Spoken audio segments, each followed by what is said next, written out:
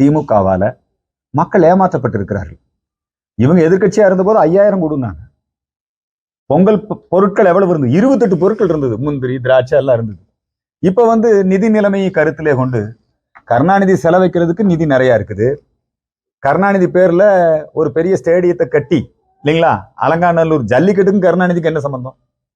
எதை பார்த்தாலும் கருணாநிதியுடைய பேர் வைக்கிறது. அதுக்கெல்லாம் செலவு பண்றதுக்கு காசு இருக்குது. சேலத்துல பெரிய மாநாடு, அதுல உதயநிதியை துணை முதலமைச்சரா அறிவிக்க போறாங்க. எல்லா மந்திரியும் போய் அங்க வேலை பார்த்துட்டு இருக்கிறாங்க. சேலத்துல ஆடம்பர மாநாடு. சேலத்துல அரசு எந்திரம், கட்சி எந்திரம் எல்லாமே முழுக்க அங்க. யாரும் புயல் மழை வெள்ள நிவாரண பணிக்கு போகல. மந்திரிகள்லாம் போய் அங்க வேலை செஞ்சுட்டு இருக்கிறாங்க சேலத்துல. இவர்களுக்கு இதுக்கெல்லாம் பணம் இருக்குது. ஆனா பொங்கல் தொகுப்பு மக்களுக்கு கொடுக்கப்பட வேண்டும் என்றால் அதுக்கு பணம் இல்ல, நிதி நெருக்கடி இருந்தாலும் 1000 ரூபாய் கொடுக்குறேன்னு இருக்கிறார். அந்த 1000 ரூபாயும் நேரடியா வங்கி கணக்குல வரவு வைக்கல. அந்த 1000 ரூபாய் என்ன பண்றாங்கன்னா ரேஷன் கடையில போய் வாங்கிக்கணும். எந்த காலத்தில் இருக்கிறீங்க? அதுலயும் ஊழல். கடந்த காலங்களில் பொங்கல் தொகுப்பு வழங்கப்பட்ட பொழுது அந்த பொருட்கள் தரமானதாக இல்லைங்கிற குற்றச்சாட்டு எங்களை போன்றவர்கள் எழுப்பினோம். அந்த வெள்ளம் ரொம்ப மோசமா இருந்தது. அதுல முந்திரி, திராட்சை எல்லாம் எங்கேயோ வடநாட்டுல எங்கெங்கயோ அவங்க பர்ச்சேஸ் பண்ணியிருக்காங்க. அதுல ஊழல், தரம் இல்லைன்னு சொன்னோம். ஆரம்பத்துல மறுத்தாங்க. அப்புறம் ஸ்டாலினே ஒரு கமிட்டி போட்டு தரம் இல்லாத பொருட்களை விநியோகித்த அந்த நிறுவனங்கள் எல்லாம் பிளாக் லிஸ்ட்ல வச்சார். அதுக்கப்புறம் இப்ப பார்த்தா மறுபடியும் அதே பொருட்கள் தான் வழங்கப்படுகிறது.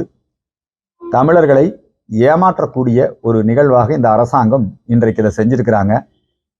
இந்த பொங்கல் பொருட்கள் வழங்குவதில் இந்த பிரச்சனை. அதுவும் அந்த பொங்கல் பொருட்கள் யாருக்கு முதல்ல கொடுக்குறாங்கன்னா, முதல் யாராவது ஒரு இஸ்லாமிய பெண்மணியை கூப்பிட்டு கொடுக்குறாங்க. அவங்க பொங்கலா கொண்டாடுறாங்க. மும்மொழி கல்வி திட்டம் வேண்டி இந்து மக்கள் கட்சி தமிழ்நாடு முழுக்க எப்பொழுதும் போல மேதகு ஜனாதிபதி அவர்களுக்கு நாங்க தபால் கார்டு அனுப்புகின்ற நிகழ்ச்சி நடத்த போறோம். நாடு முழுக்க மும்மொழி கல்வி திட்டம்.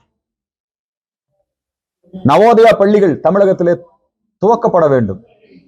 நம்முடைய தமிழகத்திலே தேசிய கல்விக் கொள்கை, தாய்மொழி கல்விக் கொள்கை அமுல்படுத்தப்பட வேண்டும். ஏற்கனவே தமிழகத்தினுடைய கல்வித்தரம் வெகு மோசமாக இருக்கிறது. நேற்றைய தினம் ஸ்டாலின் சொல்றாரு, நாங்க இருமொழி கல்விக் கொள்கை தான் அப்படிங்கிறார். இந்த இருமொழி கல்விக் கொள்கையால என்ன பயன் இந்த நாட்டுக்கு? ஒரு பயனும் இல்லை. எனவே இந்த பிற்போக்குத்தனமான, ஏன்னா இதெல்லாம் திமுக காரங்க அவங்க நடத்தக்கூடிய கல்வி நிறுவனங்கள்ல மத்திய பாடத்திட்டத்தை பயன்படுத்துகிறார்கள், இந்தி சொல்லிக் கொடுக்கிறார்கள். ஸ்டாலின் குடும்பத்தார் நடத்தக்கூடிய, ஸ்டாலினுடைய மகள் செந்தாமரை நடத்தக்கூடிய சன்சைன் ஸ்கூல்ல எல்லாம் இந்தி படிச்சுதான் ஆகணும். காசு கொடுத்து இந்தி படிச்சாகணும். ஆனா சாதாரண ஏழை எளிய மக்கள் இந்தி படிக்க கூடாது. இதுதான் இவங்களுடைய திட்டமாக இருக்கிறது. எனவே தமிழ்நாடு முழுக்க இந்து மக்கள் கட்சியின் சார்பிலே நேதாஜி பிறந்த தினம் வெகு சிறப்பாக கொண்டாடப்பட இருக்கிறது. ஜனவரி 22ஆம் தேதி அயோத்தியிலே ஸ்ரீ ராமச்சந்திரமூர்த்தி அவர்களுடைய அவதார பூமியிலே ஜென்மஸ்தானிலே பிராண பிரதிஷ்டை நிகழ்ச்சி நடைபெறுகிறது. அந்த நிகழ்ச்சியின் போது தமிழகம் முழுக்க இந்து மக்கள் கட்சியின் சார்பிலே எல்லா வீடுகளிலும் 5 தீபங்களை ஏற்றி வைக்க வேண்டும். அதே போல ராமநாம ஜெபம் செய்ய வேண்டும். அதோடு கூட அன்னதான நிகழ்ச்சி, அந்த நிகழ்ச்சியை நேரடியாக ஒளிபரப்புதல், இந்த நிகழ்ச்சிகள் எல்லாம் நடைபெறும். தமிழகம் ராமாயணத்தோடு மிகவும் தொடர்புடைய ஒரு பூமி. ராமாயணம் நடந்த பூமி இந்த தமிழ்நாடு. ராமேஸ்வரம் இங்குதான் இருக்கிறது.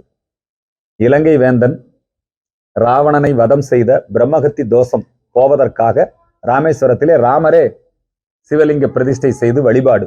ராமர் பாலம் இங்கதான் இருக்குது, ராம சேது. அந்த சேது பரம்பரையை உருவாக்கியவர் ஸ்ரீ ராமச்சந்திரமூர்த்தி. தமிழ்நாட்டில் பாடல் பெற்ற தலங்கள், ராமநாமத்தினுடைய மகிமை, கம்பராமாயணம், அப்படிப்பட்ட சிறப்பு வாய்ந்த அந்த தமிழ்நாட்டில் இல்லங்கள் தோறும் இந்த நிகழ்ச்சி நடைபெறும். எல்லா கோயில்களிலும் இந்த நிகழ்ச்சி நடைபெறும். இந்த நிகழ்ச்சியை முன்னின்று நாங்கள் நடத்த இருக்கிறோம். அயோத்தியிலே இந்த நிகழ்ச்சியை முன்னிட்டு பல வெளிநாடுகளிலெல்லாம் கூட, உதாரணத்திற்கு மொரீசியஸ் நாட்டிலே 2 மணி நேரம் விடுமுறை கொடுத்திருக்கிறார்கள். அதே மாதிரி பிஜேபி ஆளுகின்ற மாநிலங்களிலே அன்றைய தினத்தை விடுமுறை தினமாக அறிவித்திருக்கிறார்கள். தமிழகத்திலும் இந்த அயோத்தி அந்த நாளுக்கு ஜனவரி 22ஆம் தேதி எல்லா பக்தர்களும் அதிலே பங்கெடுத்துக் கொள்ளக்கூடிய வகையிலே இந்த அரசாங்கம் ஒரு நாள் விடுமுறை கொடுக்க வேண்டும். இந்து சமய அறநிலையத்துறையின் சார்பிலே எல்லா ராமர் கோயில்களிலும் சிறப்பு வழிபாடுகள் நடைபெற வேண்டும்.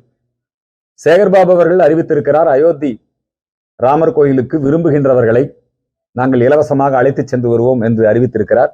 அதற்கு என்னுடைய வரவேற்பை, நன்றியை தெரிவித்துக் கொள்கிறேன்.